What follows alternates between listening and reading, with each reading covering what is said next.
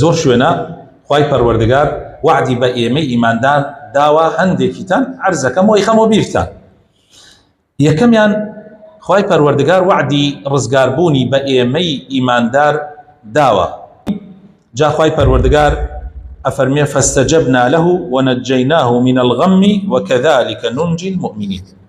خوای پەروەردگار وەڵامی دایەوە و ڕزگاری کرد و لە خەم و خەفەت دەربازی کرد و هەروەها بە هەمان شێوە ئیماندارانیش ڕزگار و دەرباز ئەکا ئەگەر ئەو زکرە بکەن و ئەگەر ئەو یەقین و ئەسبابانەی کە پێغەمبەر یونس و پێغەمبەرەکانی تر کردیانە بەر ئەمانیش بیگرنە بەر خوای تەعالا ڕزگاریانەکا. كذلك ننجي المؤمنين.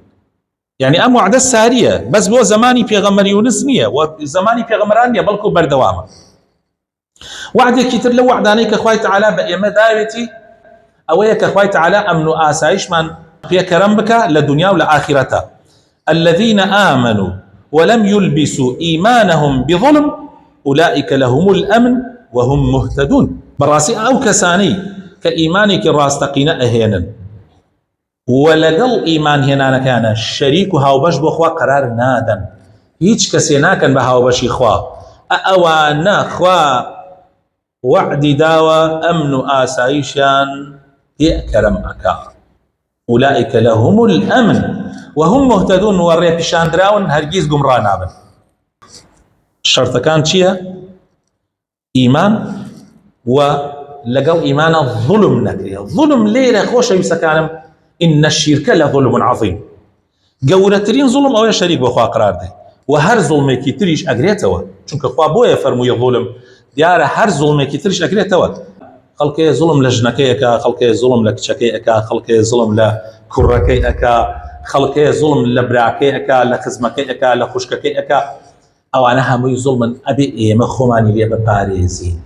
لەوانەیە ساکێ بڵێ مامۆستا کوڕە ئەوەی من کەی زوڵما؟ زوڵم هەیە، خەڵکێ زوڵم گەوراکە، زوڵم بچووک و گەورەی بە پێی کەسەکەیە. تۆ ئێستا توانات ئەوە نەهەیە زوڵم بکەی ئەیکەی، کابرای تریش توانای هەیە زوڵم لە ملەتێک بکە ئەیکا. فەرقی چییە؟ تو ئەمڕۆ دەستە ڕوا بەسەر ماڵ و مناڵەکەی خۆ تا زوڵمیان لێەکەی، کابرای تریش دەستی ڕوا بەسەر کوردستانە زوڵم لە گشت کوردستانەکە و تەواو وەسەلام. فەرقتان نییە، هیچ فەرقێکتان نییە. تۆ ئەمە دەسڵاتەکە تایش ئەوە دەسڵاتەکەیەتی، زوڵمیش هەر زوڵمە. جا ئاگات لە خۆت بێ.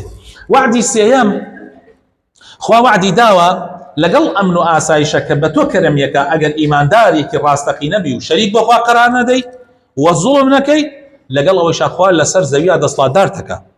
دەسڵاتت پێدا وەکو تاک و وەکو کۆمەڵگایش. مسلمانان ئەگەر ئەم شەرطانەیان تیا بێ خوای پەروەردگار سەریان ئەخا. خوای تەعالا لە قورئانی پیرۆزە وعدی داوە لە سوورەتی نورە تەماشا کە خوای تەعالا چیە فەرمێ؟ وعد الله الذين آمنوا منكم وعملوا الصالحات. خوای تەعالا وعدی داوە بە ئەوانەی ئیماندارن و ئەوانەی عملی صالحەکەن ليستخلفنهم في الأرض. ئەیان کا بەرجێنشین لەسەر زەویە كما استخلف الذين من قبلهم. وەکو چۆن پێغەمبەران و پیاوچاکان و محەممەد المستەفا و ئەسحابەکانی کرد بە خەلیفە لەسەر زەویە. وَلَيُمَكِّنَنَّ لَهُمْ دِينَهُمُ الَّذِي ارْتَضَىٰ لَهُمْ. و ئەم دینیان زاڵ ئەکا بەسەر هەرچی بیر و بەرنامەکانی ترە هەیە، هەرچی فکرە و بەرنامەکانی ترە دینی ئیسلام زاڵ ئەکا بەسەریانە. ئەو دینەی کە خوا پێی ڕازی بووە. وَلَيُبَدِّلَنَّهُمْ مِنْ بَعْدِ خَوْفِهِمْ أَمْنًا. دوای ترس و بیم خوای تەعالا ئەمن و ئاسایشتان پێدا، ڕزق و ڕۆزی بەرفراوانتان پێدا. بەڵام مەرجی هەیە خۆشەویستەکانم، مەرجی هەیە. خوای تەعالا هەر لە ئاخیرا فەرمێ يعبدونني لا يشركون بي شيئا. عیبادەتی خوا بکەن بە تاق و تەنیا و هاوبەش بە خوا بڕیان نەدەن. ئەی ئەگەر کەسێ لە دوای ئەوە هەر بەردەوام بوو لەسەر بێدینی و کافری و زوڵم و ستەم و ئەمانە ومن كفر بعد ذلك فأولئك هم الفاسقون. ئەیتر ئەوانە فاسقن. خوای تەعالا وعد و وعود بە فاسقەکان نادە. ئەم وعدە بۆ موحیدە ئیماندارە ڕاستگۆکانە. وعدێکی تر خوای تەعالا وعدی داوە سەرمان بخا بەسەر کافرەکانە. فانتقمنا من الذين أجرموا وكان حقا علينا، يعني وعدا علينا نصر المؤمنين. إنا لننصر رسلنا والذين آمنوا في الحياة الدنيا ويوم يقوم الأشهاد. وعده خوای تەعالاش وعدی خۆی ناشکێنێ. ئەی باشە ئیمانداران بۆ ئەمڕۆ زەلیل و سەر ناکەوت لەبەرەوەی شەرت و شروتەکانیان تیا نییە. ئەوەی کە خوا داوای کردووە تیایەنە نییە و تا فأولئك هم الفاسقون. وعدی بە فاسق نەدا، بە ئیماندارە ڕاستگۆکان دایەتی، بە موحیدەکان دایەتی، بەوانەی کە زوڵم ناکەن، ئەوانەی کە دینەکەیان عملی پێکەن. وعدی پێنجەم خوای تعالی وعدی داوە ژیانێکی خۆش بە ئیمانداران بدا لە دنیاە ئەگەر مەرجەکان جێبەجێ بکەن. ولو أن أهل القرى آمنوا واتقوا دو مرجدان أو خوای تعالی ئەگەر خەڵکی دیەکان، خەڵکی شارەکان، خەڵکی وڵاتان ئیمان بێنن تەقوای خوا بکەن لفتحنا عليهم بركات. خوای تعالی فەرمێت دەرگای بەرەکەتی خۆمیان بۆ کەم و لە کێوە؟ لە ئاسمان و وە لە زەویشەوە. من السماء والأرض. ئەی باشە بۆ ئێمە هەندێک جار هەیە سەیرەکەی بەرەکەتی ئەرز و ئاسمانمان لێ داخلێ، دەرگاکانیمان لێ داخلێ، لەبەرەوەی ئەو مەرجەمانتیانە نە ئیمان و نە تەقوامان تێما. لەوانەیە تاکاکەمان بێ، بەڵام زۆرینە بەعام ئەم ڕێگایی وێڵ کردووە، گومڕا کردووە، بۆیە خوای تعالیش تووڕە ئەبێ لێمان. هەر کاتێکیش زۆرینە گەڕایەوە خوای تعالی بەرەکەتی ئەرز و ئاسمانمان بۆ ئەکاتەوە، دەرگاکانیمان بۆ ئەکاتەوە. ولكن كذبوا خەڵکی درۆیان کرد لەگەڵ خوایە فأخذناهم بما كانوا يكسبون.